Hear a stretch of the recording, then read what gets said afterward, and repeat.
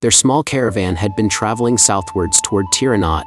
The road wound through dense forests, drawing close to the Arakan mountain range. Late autumn leaving bare towering trees with fallen leaves carpeting the ground. Around noon, a low, guttural growl rumbled through the woods. Kivamus shuddered as packs of adzes, bear-sized wolf predators, loped through underbrush. Gorsazo explained these forest apex beasts could overwhelm small night parties. Later, a massive Bakura mountain bird soared overhead, its huge shadow sweeping the track.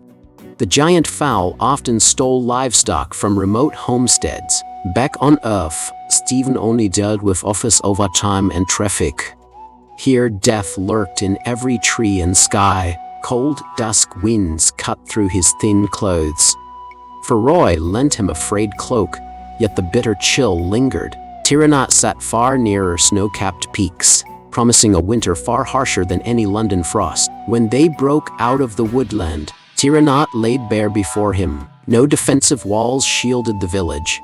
Ramshackle mud huts mixed with charred house ruins, ringed by endless dark woods. A single mossy well served as the only shared water source. Thin smoke drifting from barely a dozen broken chimneys. The air reeked of rot, manure, and starvation. Houdan stood on his horse and roared for all villagers to hear. "Hear ye!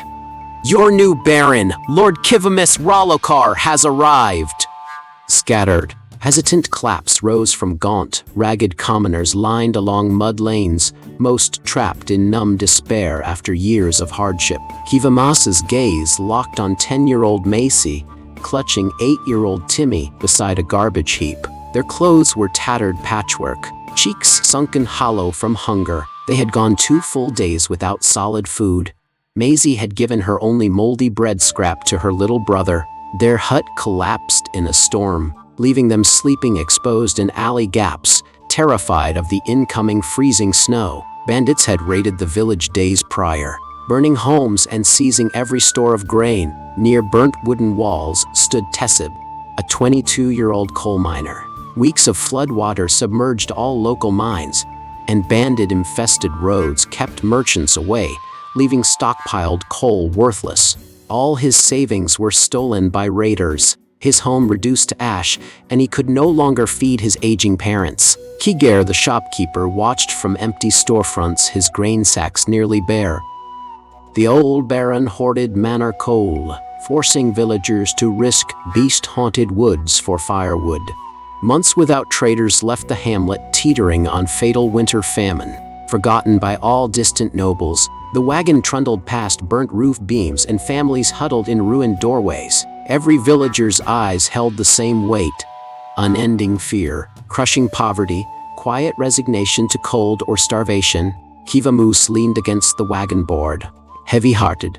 He carried a deadly secret. Only the night before, masked mercenaries hired by his 2 elder brothers had ambushed their party in the forest, ordered to slay him.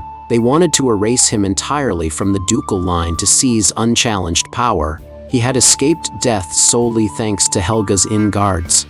If his kin learned he reached Tiranat alive, more killers would be sent to finish the job. Yet staring at his starving, unprotected people, his own terror faded fast. In London, he had been just an ordinary engineer bound to mundane modern safety.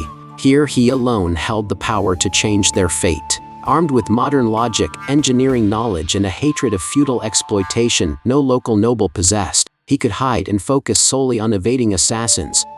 Or he could stand firm. He would drain the flooded mines, open fair coal trade routes, build warm shelters for homeless children, and form village patrols to fend off bandits and wild beasts. He would turn this dying, forgotten barony into a place people could survive. A single tear slid down his cheek, stung by autumn wind. His old London life felt like a distant, fading dream.